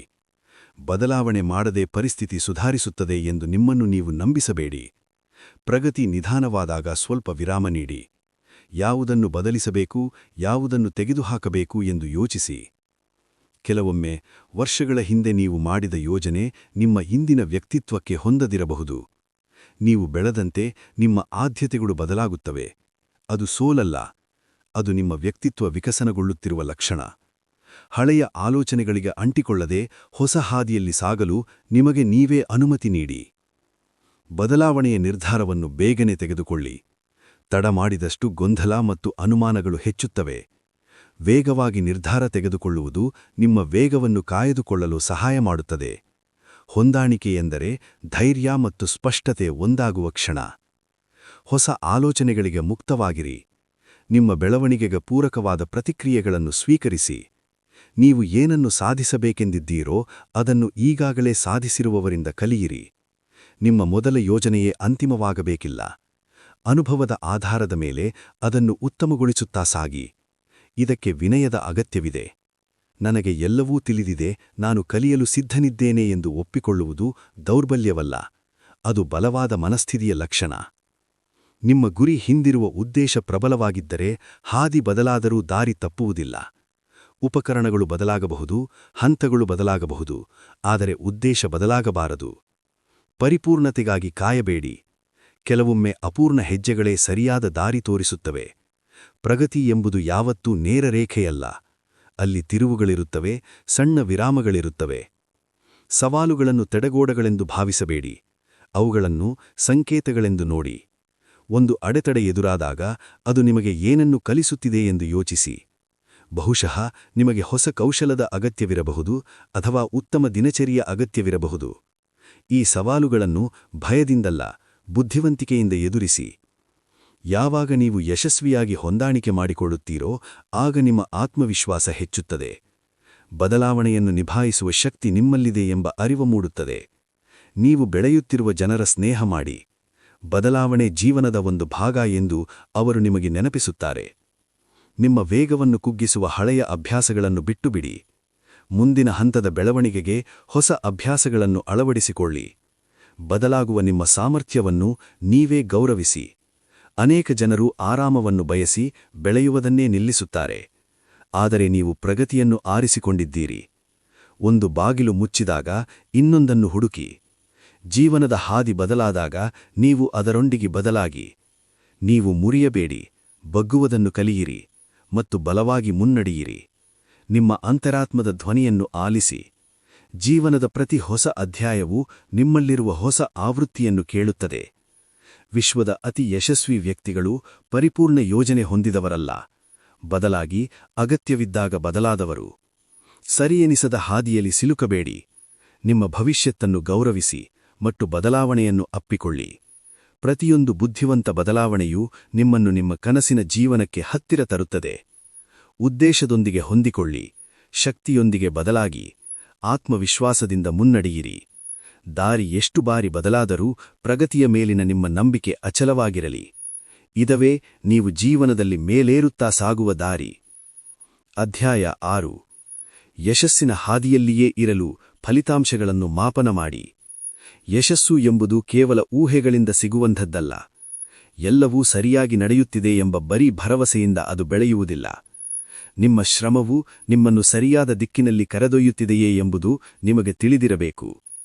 ಅನೇಕ ಜನರು ತಾವು ಎಲ್ಲಿಗೆ ಹೋಗುತ್ತಿದ್ದಾರೆ ಎಂದು ಪರೀಕ್ಷಿಸದೆಯೇ ವರ್ಷಾನುಗಟ್ಟಲೆ ಕಷ್ಟಪಡುತ್ತಾರೆ ಮತ್ತು ಪ್ರಗತಿ ಏಕೆ ನಿಧಾನವಾಗಿದೆ ಎಂದು ಆಶ್ಚರ್ಯಪಡುತ್ತಾರೆ. ಫಲಿತಾಂಶಗಳನ್ನು ಮಾಪನ ಮಾಡಿದಾಗ ನಿಮಗೆ ಸ್ಪಷ್ಟ ಚಿತ್ರಣ ಸಿಗುತ್ತದೆ. ಯಾವುದು ನಿಮಗೆ ಸಹಾಯ ಮಾಡುತ್ತಿದೆ ಮತ್ತು ಯಾವುದು ನಿಮ್ಮನ್ನು ತಡೆಯುತ್ತಿದೆ ಎಂಬುದು ಇದು ತೋರಿಸಿಕೊಡುತ್ತದೆ. ನಿಮ್ಮ ಪ್ರಗತಿಯನ್ನು ನೀವು ಗಮನಿಸಿದಾಗ ನೀವು ಹಾದಿ ತಪ್ಪದೆ ಯಶಸ್ಸಿನ ಕಡೆಗೆ ಸಾಗಬಹುದು. ನಿಜವಾದ ಪ್ರಗತಿಗೆ ಸಾಕ್ಷಿ ಬೇಕು. ನಿಮ್ಮ ಕ್ರಮಗಳು ಕೆಲಸ ಮಾಡುತ್ತಿವೆ ಎಂಬುದಕ್ಕೆ, ನಿಮ್ಮ ಸಮಯ ಸದುಪಯೋಗವಾಗುತ್ತಿದೆ ಎಂಬುದಕ್ಕೆ, ನಿಮ್ಮ ಹವ್ಯಾಸಗಳು ನಿಮ್ಮ ಗುರಿಗಳನ್ನು ಬೆಂಬಲಿಸುತ್ತಿವೆ ಎಂಬುದಕ್ಕೆ ಸಾಕ್ಷಿ ಬೇಕು. ಫಲಿತಾಂಶಗಳನ್ನು ಮಾಪನ ಮಾಡಿದಾಗ ನೀವು ಎಲ್ಲಿದ್ದೀರಿ ಎಂಬ ವಾಸ್ತವ ಚಿತ್ರಣ ನಿಮಗೆ ಸಿಗುತ್ತದೆ. ಯಶಸ್ಸು ಎಂಬುದು ಆಕಸ್ಮಿಕವಲ್ಲ, ಅದು ಒಂದು ಯೋಜಿತ ಪ್ರಕ್ರಿಯೆಯಾಗುತ್ತದೆ. ಮೊದಲು ನಿಮಗೆ ಯಶಸ್ಸು ಎಂದರೆ ಏನು ಎಂಬುದನ್ನು ಗುರುತಿಸಿ. ನಿಮ್ಮ ಗುರಿಗಳು ಸ್ಪಷ್ಟವಾಗಿದ್ದರೆ ಮಾತ್ರ ಅವುಗಳನ್ನು ಮಾಪನ ಮಾಡಲು ಸಾಧ್ಯ. ಆರೋಗ್ಯ ಸುಧಾರಿಸುವುದು ಗುರಿಯಾಗಿದ್ದರೆ ಎಷ್ಟು ದಿನ ವ್ಯಾಯಾಮ ಮಾಡಿದ್ದೀರಿ ಎಂದು ಲೆಕ್ಕ ಇಡಿ. ಆತ್ಮವಿಶ್ವಾಸ ಹೆಚ್ಚಿಸುವುದು ಗುರಿಯಾಗಿದ್ದರೆ ಎಷ್ಟು ಬಾರಿ ನೀವು ಧೈರ್ಯವಾಗಿ ಮಾತನಾಡಿದ್ದೀರಿ ಎಂದು ದಾಖಲಿಸಿ. ಒಂದು ಕೌಶಲ ಕಲಿಯುವುದು ಗುರಿಯಾಗಿದ್ದರೆ ಎಷ್ಟು ಗಂಟೆ ಅಭ್ಯಾಸ ಮಾಡಿದ್ದೀರಿ ಎಂದು ಗಮನಿಸಿ. ಅಸ್ಪಷ್ಟ ಗುರಿಯನ್ನು ಮಾಪನ ಮಾಡಲು ಸಾಧ್ಯವಿಲ್ಲ, ಆದರೆ ಒಂದು ನಿರ್ದಿಷ್ಟ ಗುರಿಯನ್ನು ಟ್ರ್ಯಾಕ್ ಮಾಡಬಹುದು. ಪ್ರತಿದಿನದ ಕೊನೆಯಲ್ಲಿ ನಿಮ್ಮ ಪ್ರಗತಿಯನ್ನು ಬರೆಯುವ ಹವ್ಯಾಸ ಮಾಡಿಕೊಳ್ಳಿ. ಇದು ನಿಮ್ಮನ್ನು ಜವಾಬ್ದಾರಿಯುತ ವ್ಯಕ್ತಿಯಾಗಿ ಮಾಡುತ್ತದೆ. ನೆನಪಿಡಿ, ಫಲಿತಾಂಶಗಳ ಮಾಪನವು ನಿಮ್ಮನ್ನು ವಿಮರ್ಶಿಸುವುದಕ್ಕಾಗಿಯಲ್ಲ, ಅದು ನಿಮಗೆ ಮಾರ್ಗದರ್ಶನ ನೀಡುವುದಕ್ಕಾಗಿ. ಯಾವುದಾದರೂ ಕೆಲಸ ಅಂದುಕೊಂಡಂತೆ ನಡೆಯದಿದ್ದರೆ ನಿಮ್ಮನ್ನು ನೀವು ದೋಷಿಸಿಕೊಳ್ಳಬೇಡಿ. ಬದಲಾಗಿ ನಿಮ್ಮ ದಾರಿಯನ್ನು ಬದಲಾಯಿಸಿಕೊಳ್ಳಿ. ಇದರಿಂದ ನಿಮ್ಮ ಉತ್ಸಾಹ ಕುಗ್ಗುವುದಿಲ್ಲ, ಬದಲಾಗಿ ನೀವು ಕಲಿಯುತ್ತೀರಿ.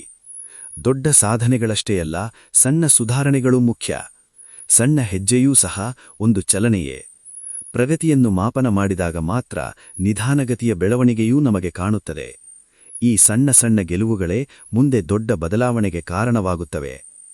ವಾರಕ್ಕೊಮ್ಮೆ ನಿಮ್ಮ ಸಾಧನೆಯನ್ನು ವಿಮರ್ಶಿಸಿಕೊಳ್ಳಿ. ಇದರಿಂದ ನಿಮ್ಮ ಕೆಲಸದ ರೀತಿ ಅರ್ಥವಾಗುತ್ತದೆ. ನೀವು ಯಾವ ಸಮಯದಲ್ಲಿ ಹೆಚ್ಚು ಕೆಲಸ ಮಾಡುತ್ತೀರಿ, ಎಲ್ಲಿ ಸಮಯ ವ್ಯರ್ಥ ಮಾಡುತ್ತೀರಿ, ಇವೆಲ್ಲವನ್ನು ತಿಳಿದಾಗ ನೀವು ನಿಮ್ಮ ದಿನಚರಿಯನ್ನು ಉತ್ತಮವಾಗಿ ರೂಪಿಸಿಕೊಳ್ಳಬಹುದು. ಮಾಪನವು ನಿಮ್ಮನ್ನು ಬ್ಯುಸಿ ಇರುವುದಕ್ಕೂ ಮತ್ತು ಉತ್ಪಾದಕವಾಗಿ ಇರುವುದಕ್ಕೂ ಇರುವ ವ್ಯತ್ಯಾಸವನ್ನು ತೋರಿಸಿಕೊಡುತ್ತದೆ. ನಿಮ್ಮ ಫಲಿತಾಂಶಗಳನ್ನು ನೋಡುವಾಗ ಪ್ರಾಮಾಣಿಕರಾಗಿರಿ. ನೆಪಗಳನ್ನು ಹೇಳಬೇಡಿ ಅಥವಾ ಸುಳ್ಳು ಹೆಮ್ಮೆ ಪಡಬೇಡಿ. ನಿಮ್ಮ ತಪ್ಪುಗಳನ್ನು ಒಪ್ಪಿಕೊಳ್ಳಲು ಧೈರ್ಯ ಬೇಕು. ಆ ಪ್ರಾಮಾಣಿಕತೆಯೇ ನಿಮಗೆ ಬದಲಾಗುವ ಶಕ್ತಿಯನ್ನು ನೀಡುತ್ತದೆ. ನಿಮ್ಮ ಮಾಪನದಲ್ಲಿ ಕಂಡುಬರುವ ಸಣ್ಣ ಗೆಲುವುಗಳನ್ನು ಆಚರಿಸಿ.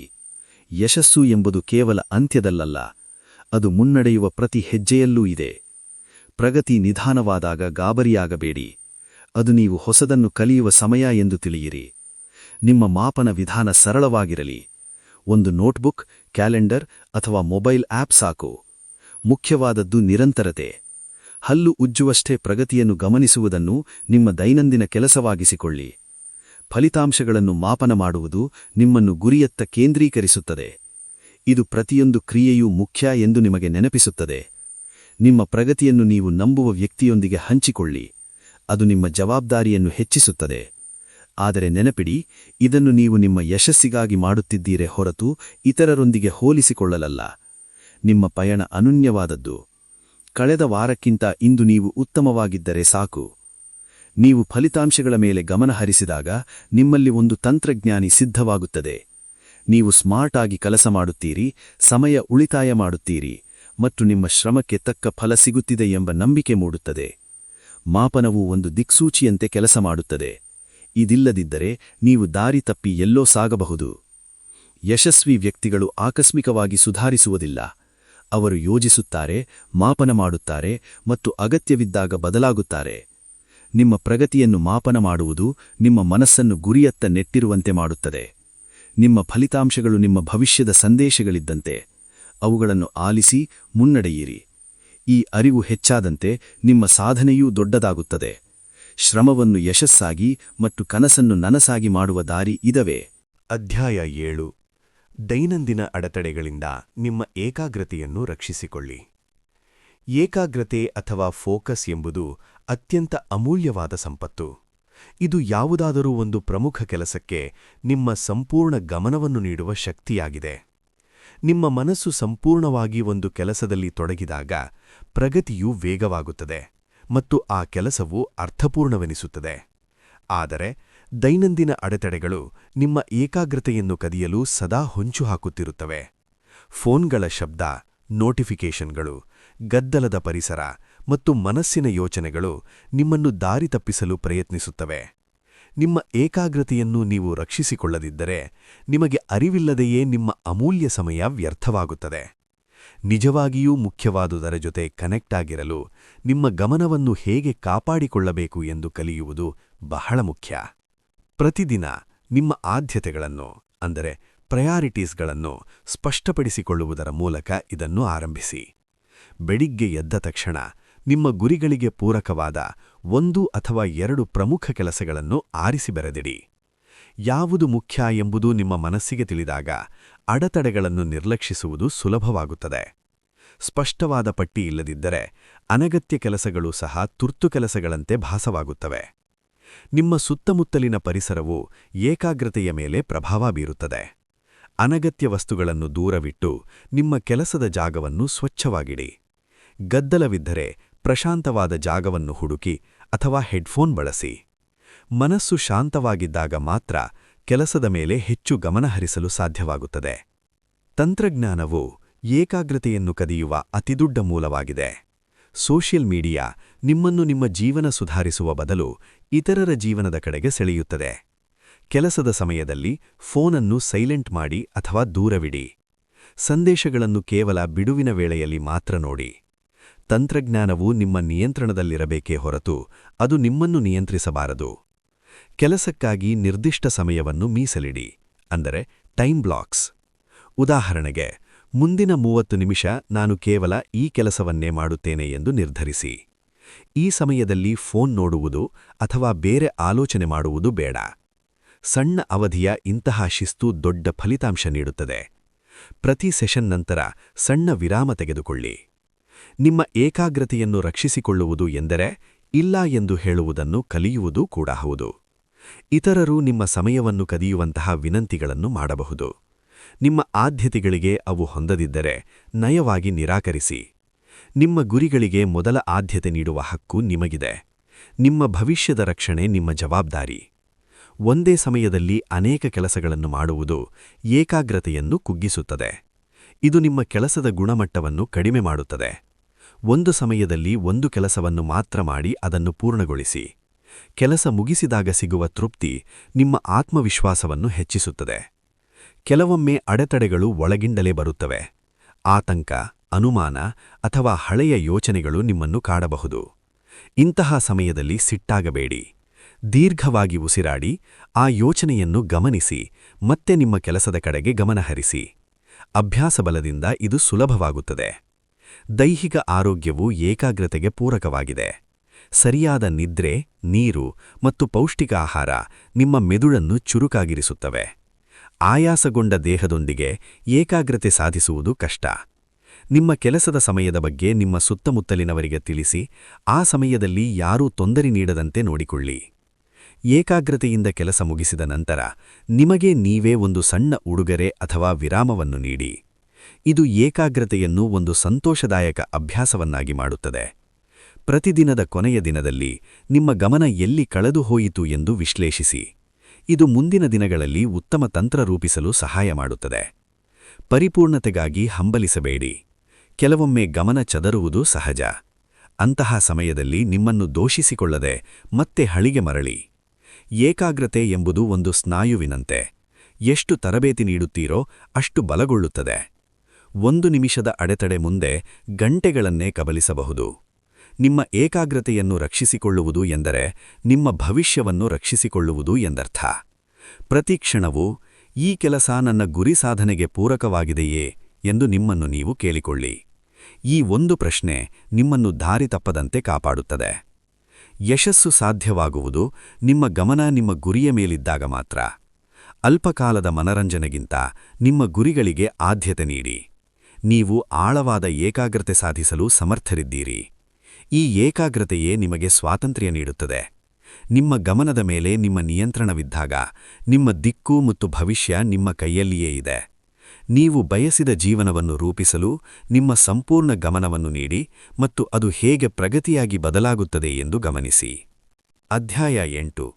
ನಿಗದಿಪಡಿಸಿದ ಗುರಿಗಳನ್ನು ಪೂರ್ಣಗೊಳಿಸುವುದರಿಂದ ಆತ್ಮವಿಶ್ವಾಸ ಬೆಳೆಸಿಕೊಳ್ಳಿ. ಆತ್ಮವಿಶ್ವಾಸವು ನೀವು ಪೂರ್ಣಗೊಳಿಸುವ ಕೆಲಸಗಳಿಂದ ಬೆಳೆಯುತ್ತದೆ ಹೊರತು ಕೇವಲ ಯೋಚನೆ ಮಾಡುವುದರಿಂದಲ್ಲ. ಹೆಚ್ಚಿನ ಮಂದಿ ಯಾವುದಾದರೂ ಒಂದನ್ನು ಮಾಡುವ ಮೊದಲು ಆತ್ಮವಿಶ್ವಾಸ ಬರಲಿ ಎಂದು ಕಾಯುತ್ತಾರೆ. ಆದರೆ ನೆನಪಿಡಿ, ಆತ್ಮವಿಶ್ವಾಸ ಮೊದಲು ಬರುವುದಿಲ್ಲ. ಕೆಲಸವನ್ನು ಪೂರ್ಣಗೊಳಿಸುವುದು ಮೊದಲು ಬರಬೇಕು. ನೀವು ಯೋಜಿಸಿದ ಕೆಲಸವನ್ನು ಪೂರ್ಣಗೊಳಿಸಿದಾಗ ನಾನಿದಕ್ಕೆ ಸಮರ್ಥ ಎಂದು ನಿಮ್ಮ ಮನಸ್ಸಿಗೆ ನೀವೇ ಸಾಬೀತುಪಡಿಸುತ್ತೀರಿ. ಆ ಸಾಕ್ಷಿಯೇ ನಿಮ್ಮ ಮೇಲಿನ ನಂಬಿಕೆಗೆ ಭದ್ರ ಬುನಾದಿಯಾಗುತ್ತದೆ. ಆತ್ಮವಿಶ್ವಾಸವು ಯಾರೋ ನೀಡುವ ಪ್ರಶಂಸೆಯಿಂದ ಬರುವುದಿಲ್ಲ. ಅದು ನಿಮ್ಮ ಸ್ವಂತ ಶ್ರಮದ ಫಲಿತಾಂಶದಿಂದ ಬೆಳೆಯುತ್ತದೆ. ಸರಿಯಾದ ಗುರಿಗಳನ್ನು ನಿಗದಿಪಡಿಸುವುದರ ಮೂಲಕ ಇದನ್ನು ಆರಂಭಿಸಿ. ಗುರಿಗೆ ಒಂದು ಸ್ಪಷ್ಟ ಅಂತ್ಯವಿರಲಿ. ಹೆಚ್ಚು ಪ್ರಯತ್ನಿಸುತ್ತೇನೆ ಅಥವಾ ಒಟ್ಟೆಯಾಗುತ್ತೇನೆ ಎಂಬ ಗುರಿಗಳು ಅಸ್ಪಷ್ಟವಾಗಿರುತ್ತವೆ. ಅದರ ಬದಲು ಇಷ್ಟು ಪುಟಗಳನ್ನು ಓದುತ್ತೇನೆ, ಇಷ್ಟು ಹೊತ್ತು ಅಭ್ಯಾಸ ಮಾಡುತ್ತೇನೆ ಅಥವಾ ಈ ಸಂದೇಶವನ್ನು ಕಳುಹಿಸುತ್ತೇನೆ ಎಂಬಂತಹ ನಿರ್ದಿಷ್ಟ ಗುರಿಗಳಿರಲಿ. ಸಣ್ಣ ಸಣ್ಣ ಗುರಿಗಳನ್ನು ತಲುಪಿದಾಗ ಸಿಗುವ ಯಶಸ್ಸು ನೀವು ಬಲಶಾಲಿಯಾಗುತ್ತಿದ್ದೀರಿ ಎಂಬ ಸತ್ಯವನ್ನು ನಿಮ್ಮ ಮನಸ್ಸಿನಲ್ಲಿ ಆಳವಾಗಿ ಬೇರೂರಿಸುತ್ತದೆ. ಪ್ರತಿ ಬಾರಿ ನೀವು ಒಂದು ಗುರಿಯನ್ನು ಪೂರ್ಣಗೊಳಿಸಿದಾಗ ನಿಮ್ಮ ಮನಸ್ಸಿಗೆ ಒಂದು ಸಂದೇಶ ರವಾನೆಯಾಗುತ್ತದೆ, ನಾನಿದನ್ನು ನಾಳೆಯೂ ಮಾಡಬಲ್ಲೆ ಎಂದು. ಇದರಿಂದ ನಿಮ್ಮ ವ್ಯಕ್ತಿತ್ವವೇ ಬದಲಾಗುತ್ತದೆ. ನೀವು ಕೇವಲ ಆಶಿಸುವ ವ್ಯಕ್ತಿಯಾಗಿ ಉಳಿಯದೆ ಕಾರ್ಯಗತಗೊಳಿಸುವ ವ್ಯಕ್ತಿಯಾಗಿ ಬದಲಾಗುತ್ತೀರಿ. ಆತ್ಮವಿಶ್ವಾಸವು ನೀವು ನಿಮ್ಮನ್ನು ಸತತವಾಗಿ ಗೆಲ್ಲುವುದರಿಂದ ಬರುತ್ತದೆ. ಆತ್ಮವಿಶ್ವಾಸ ಎಂದರೆ ಪ್ರದರ್ಶನ ನೀಡುವುದಲ್ಲ, ಅದು ನಿಮ್ಮ ಒಳಗಿನ ಶಕ್ತಿಯನ್ನು ಮೌನವಾಗಿ ನಿರ್ಮಿಸಿಕೊಳ್ಳುವುದು. ನೀವು ಜವಾಬ್ದಾರಿ ತೆಗೆದುಕೊಂಡು ಕೆಲಸ ಮುಗಿಸಿದಾಗ ಸಿಗುವ ತೃಪ್ತಿಯೇ ನಿಜವಾದ ಯಶಸ್ಸು. ಪ್ರೇರಣೆ ನಂಬಲರ್ಹವಲ್ಲ, ಅದು ಇಂದಿರಬಹುದು, ನಾಳೆ ಇಲ್ಲದಿರಬಹುದು. ಆದರೆ ಗುರಿಗಳು ನಿಮಗೊಂದು ಶಿಸ್ತನ್ನು ನೀಡುತ್ತವೆ. ಕೆಲಸ ಮುಗಿಸಿದ ನಂತರವಷ್ಟೇ ನಿಮಗೆ ಪ್ರೇರಣೆ ಸಿಗುತ್ತದೆ. ಕ್ರಿಯೆಯೇ ಪ್ರೇರಣೆಯನ್ನು ಸೃಷ್ಟಿಸುತ್ತದೆ. ನಿಮಗೆ ಸ್ವಲ್ಪ ಮಟ್ಟಿಗೆ ಸವಾಲು ನೀಡುವಂತಹ ಗುರಿಗಳನ್ನು ಆಯ್ಸಿ. ಗುರಿ ತುಂಬಾ ಸುಲಭವಾಗಿದ್ದರೆ ನಿಮಗೆ ಹೆಮ್ಮೆ ಎನಿಸಲ್ಲ. ತುಂಬಾ ಕಷ್ಟವಾಗಿದ್ದರೆ ನೀವು ಧೃತಿಗೆಡಬಹುದು. ನಿಮ್ಮ ಆರಾಮು ಕವಲದಿಂದ ಸ್ವಲ್ಪ ಹೊರಬರುವಂತಹ ಕೆಲಸಗಳನ್ನು ಮಾಡಿ. ದೊಡ್ಡ ಗುರಿಗಳನ್ನು ಸಣ್ಣ ತುಣುಕುಗಳಾಗಿ ವಿಂಗಡಿಸಿ. ಪ್ರತಿ ಹೆಜ್ಜೆಯೂ ಮುಂದಿನ ಹಂತಕ್ಕೆ ಇಂಧನದಂತೆ ಕೆಲಸ ಮಾಡುತ್ತದೆ. ಗುರಿಗಳನ್ನು ನಿಗದಿಪಡಿಸುವಾಗ ಪ್ರಾಮಾಣಿಕರಾಗಿ.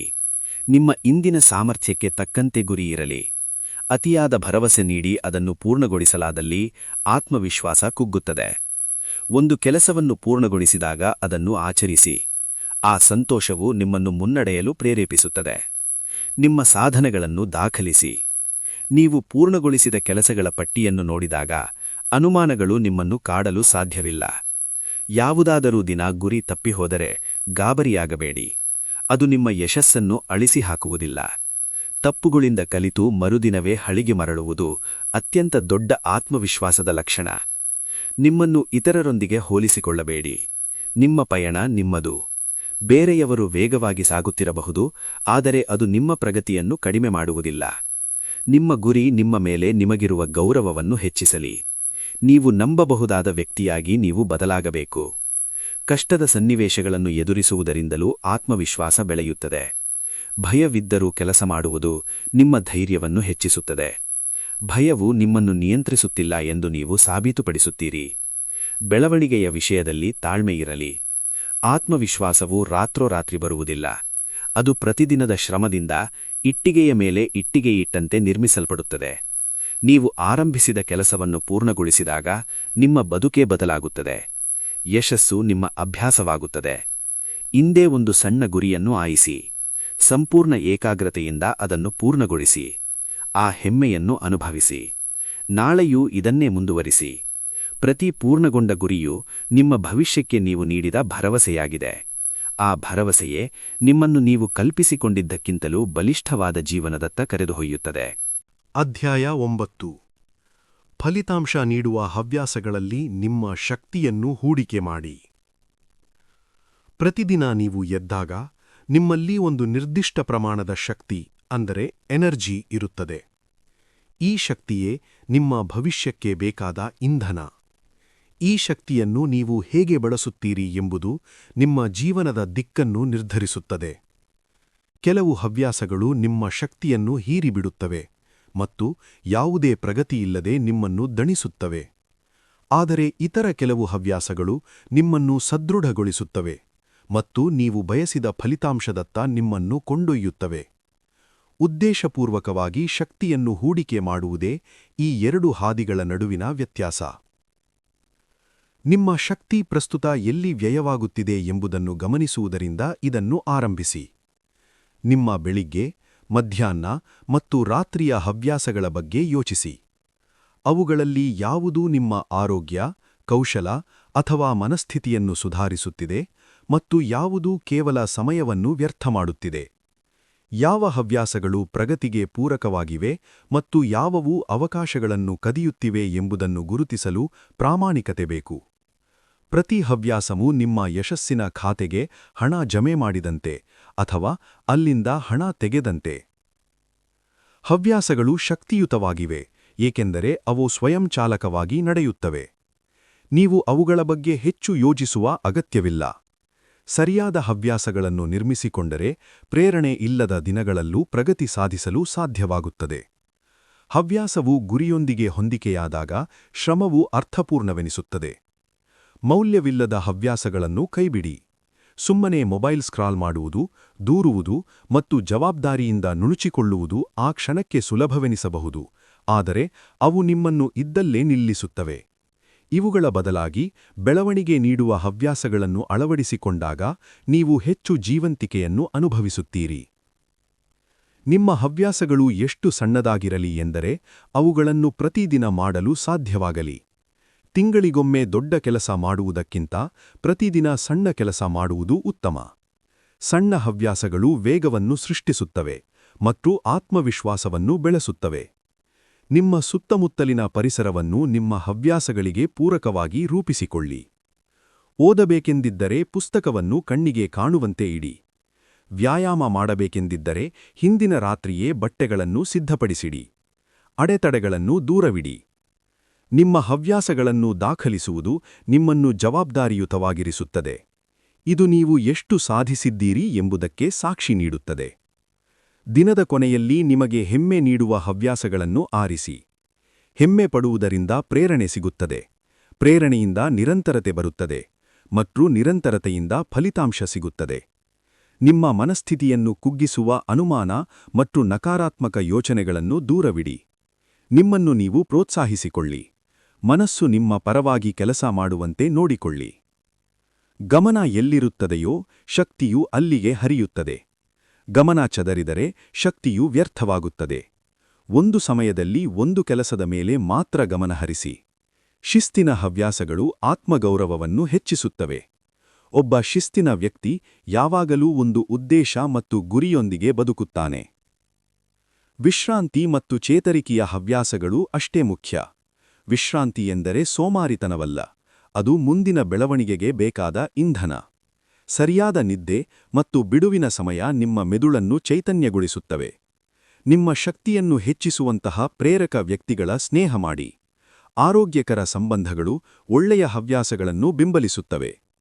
ನಿಮ್ಮ ಹವ್ಯಾಸಗಳು ನಿಮ್ಮ ಮಹತ್ವಾಕಾಂಕ್ಷೆಗೆ ತಕ್ಕಂತೆ ಇರಲಿ. ಸುಧಾರಣೆ ಎಂಬುದು ಒಂದು ಆಯ್ಕೆ.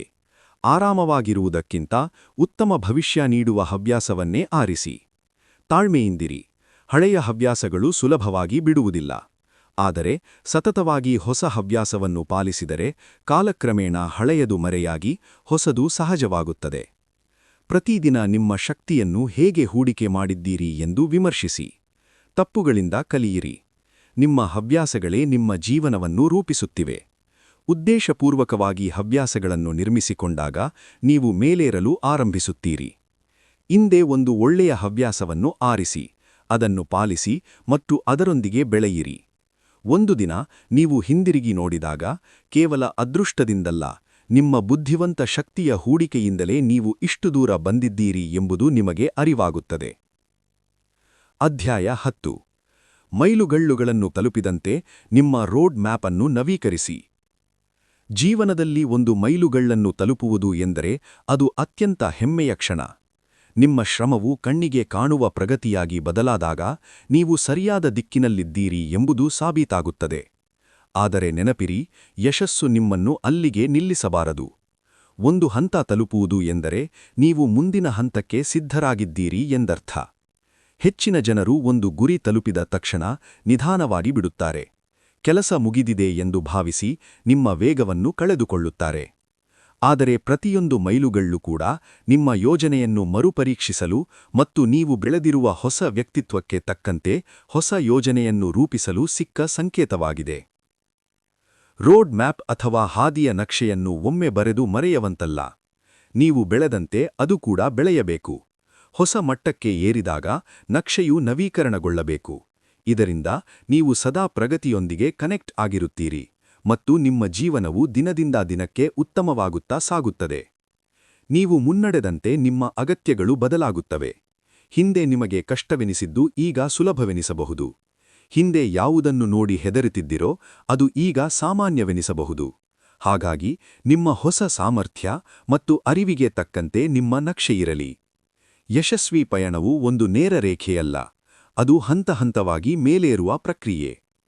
ಒಂದು ಮೈಲುಗಳ್ಳು ತಲುಪಿದ ನಂತರ ವಿಮರ್ಶೆ ಮಾಡಲು ಸಮಯ ಮೀಸಲಿಡಿ. ಯಾವ ಕೌಶಲಗಳು ಸುಧಾರಿಸಿವೆ? ಯಾವ ಹವ್ಯಾಸಗಳು ಯಶಸ್ಸಿಗೆ ನೆರವಾದವು? ಯಾವ ಕ್ರಮಗಳು ಉತ್ತಮ ಫಲಿತಾಂಶ ನೀಡಿದವು ಎಂದು ನಿಮ್ಮನ್ನೇ ಕೇಳಿಕೊಳ್ಳಿ. ಈ ವಿಮರ್ಶೆಯು ಮುಂದಿನ ಹೆಜ್ಜೆಯನ್ನು ಹೆಚ್ಚು ಬುದ್ಧಿವಂತಿಕೆಯಿಂದ ಇಡಲು ಸಹಾಯ ಮಾಡುತ್ತದೆ. ಯಶಸ್ಸನ್ನು ಸಂಭ್ರಮಿಸಿ, ಏಕೆಂದರೆ ಆ ಗೆಲುವಿಗೆ ನೀವು ಅರ್ಹರು. ಆದರೆ ಸಂಭ್ರಮದ ನಂತರ ಮುಂದೆ ಎಲ್ಲಿಗೆ ಹೋಗಬೇಕು ಎಂದು ಪ್ರಶ್ನಿಸಿ. ಅಲ್ಪತೃಪ್ತರಾಗಬೇಡಿ. ಯಾವಾಗ ನೀವು ತೃಪ್ತರಾಗಿ ನಿಲ್ಲುತ್ತೀರೋ ಆಗ ನಿಮ್ಮ ಸಾಮರ್ಥ್ಯದ ಬೆಳವಣಿಗೆಯೂ ನಿಲ್ಲುತ್ತದೆ. ಒಂದು ಮೈಲುಗಳ್ಳು ತಲುಪಿದ ಮೇಲೆ ಮತ್ತೊಂದು ತಲುಪುವ ಬೆಂಕಿಯನ್ನು ನಿಮ್ಮೊಳಗೆ ಜೀವಂತವಾಗಿರಿಸಿ. ಬೆಳವಣಿಗೆ ಎಂಬುದು ಕುತೂಹಲದಿಂದ ಇರಬೇಕೆಂದು ಕೇಳುತ್ತದೆ. ಹಿಂದೆ ಅಸಾಧ್ಯವೆನಿಸಿದ ಯಾವ ಅವಕಾಶಗಳು ಈಗ ನಿಮ್ಮ ಮುಂದಿವೆ? ಇನ್ನಾವ ಕೌಶಲಗಳನ್ನು ವಿಸ್ತರಿಸಬಹುದು? ಬದಲಾವಣೆಗೆ ನಿಮ್ಮ ನಕ್ಷೆಯನ್ನು ಮುಕ್ತವಾಗಿಡಿ. ಹಾದಿ ಯಾವಾಗಲೂ ಮೊದಲೇ ಪೂರ್ಣವಾಗಿ ತಿಳಿದಿರುವುದಿಲ್ಲ. ನೀವು ಮುನ್ನಡೆದಂತೆ ಅದು ಸ್ಪಷ್ಟವಾಗುತ್ತಾ ಹೋಗುತ್ತದೆ. ದೈಹಿಕ ಸಾಧನೆಗಳ ಜೊತೆಗೆ ನಿಮ್ಮ ಮನಸ್ಥಿತಿಯೂ ಕೂಡ ಬೆಳೆಯಬೇಕು. ಆರಂಭದಲ್ಲಿ ನಿಮಗೆ ಅನುಮಾನಗಳಿದ್ದವು, ಆದರೆ ಈಗ ನಿಮ್ಮ ಸಾಮರ್ಥ್ಯದ ಅರಿವಾಗಿದೆ. ನಿಮ್ಮ ಹೊಸ ನಕ್ಷೆಯಲ್ಲಿ ಹೆಚ್ಚು ಆತ್ಮವಿಶ್ವಾಸದಿಂದ ಯೋಚಿಸುವುದು ಅಥವಾ ವೇಗವಾಗಿ ನಿರ್ಧಾರ ತೆಗೆದುಕೊಳ್ಳುವುದು ಅಂತಹ ಮಾನಸಿಕ ಗುರಿಗಳು ಕೂಡ ಇರಲಿ. ಕಲಿತ ಪಾಠಗಳನ್ನು ನೆನಪಿನಲ್ಲಿಡಿ. ಸಮಯ ನಿರ್ವಹಣೆ ಅಥವಾ ಸರಿಯಾದ ಜನರ ಬೆಂಬಲದ ಮಹತ್ವ ಅಂತಹ ಪಾಠಗಳು ಮುಂದಿನ ಹಾದಿಯನ್ನು ಸುಗಮಗೊಳಿಸುತ್ತವೆ.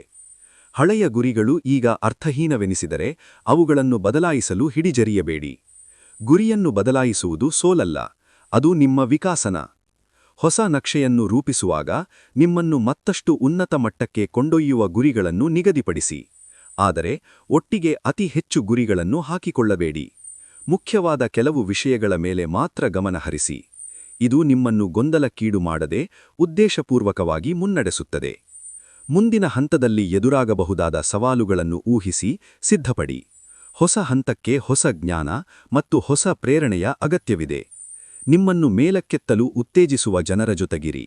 ನಿಮ್ಮ ನಕ್ಷೆಯನ್ನು ವಾರಕ್ಕೊಮ್ಮೆ ಅಥವಾ ತಿಂಗಳಿಗೊಮ್ಮೆ ವಿಮರ್ಶಿಸಿಕೊಳ್ಳಿ. ಸುಧಾರಣೆಯ ವೇಗವೇ ಯಶಸ್ಸಿನ ವೇಗವನ್ನು ನಿರ್ಧರಿಸುತ್ತದೆ. ಪ್ರಗತಿ ಎಂಬುದು ಜೀವನ ಪರ್ಯಂತದ ಪಯಣ. ಮೈಲುಗಳ್ಳುಗಳು ಸಿಗುತ್ತಲೇ ಇರುತ್ತವೆ. ಬೆಳವಣಿಗೆಗೆ ಅವಕಾಶಗಳಿದ್ದೇ ಇರುತ್ತವೆ. ಮೈಲುಗಳ್ಳುಗಳನ್ನು ತಲುಪಿದಂತೆ ನಿಮ್ಮ ನಕ್ಷೆಯನ್ನು ನವೀಕರಿಸುತ್ತಿದ್ದರೆ ಜೀವನವು ಯಾವಾಗಲೂ ರೋಮಾಂಚನಕಾರಿಯಾಗಿರುತ್ತದೆ. ನೀವು ಈಗಾಗಲೇ ಎಲ್ಲಿಗೆ ಬಂದಿದ್ದೀರಿ ಎಂದು ಒಮ್ಮೆ ನೋಡಿ.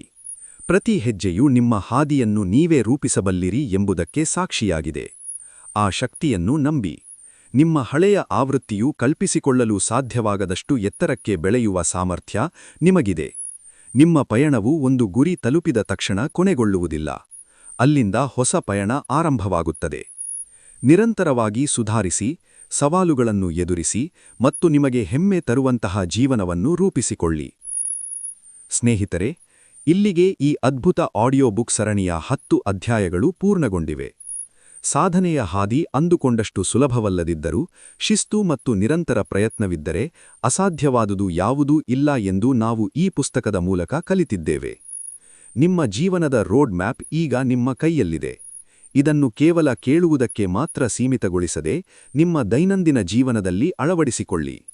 ನೆನಪಿರಿ, ಪ್ರತಿ ಸಣ್ಣ ಸುಧಾರಣೆಯೂ ನಿಮ್ಮನ್ನು ದೊಡ್ಡ ಯಶಸ್ಸಿನತ್ತ ಕೊಂಡೊಯ್ಯುತ್ತದೆ. ನಿಮ್ಮ ಮೇಲೆ ನಿಮಗಿರುವ ನಂಬಿಕೆಯೇ ನಿಮ್ಮ ಅತಿ ದೊಡ್ಡ ಆಸ್ತಿ. ಮುನ್ನಡೆಯಿರಿ, ನಿಮ್ಮ ಕನಸುಗಳನ್ನು ನನಸು ಮಾಡಿಕೊಳ್ಳಿ. ನಿಮಗೆ ಈ ಆಡಿಯೋ ಬುಕ್ ಸರಣಿ ಇಷ್ಟವಾದಲ್ಲಿ ಮತ್ತು ನಿಮ್ಮ ಜೀವನದ ಬೆಳವಣಿಗೆಗೆ ಇದು ಸಹಕಾರಿಯಾಗಿದೆ ಎಂದು ನಿಮಗನಿಸಿದರೆ ತಪ್ಪದೇ ಈ ವಿಡಿಯೋಗೆ ಒಂದು ಲೈಕ್ ಮಾಡಿ.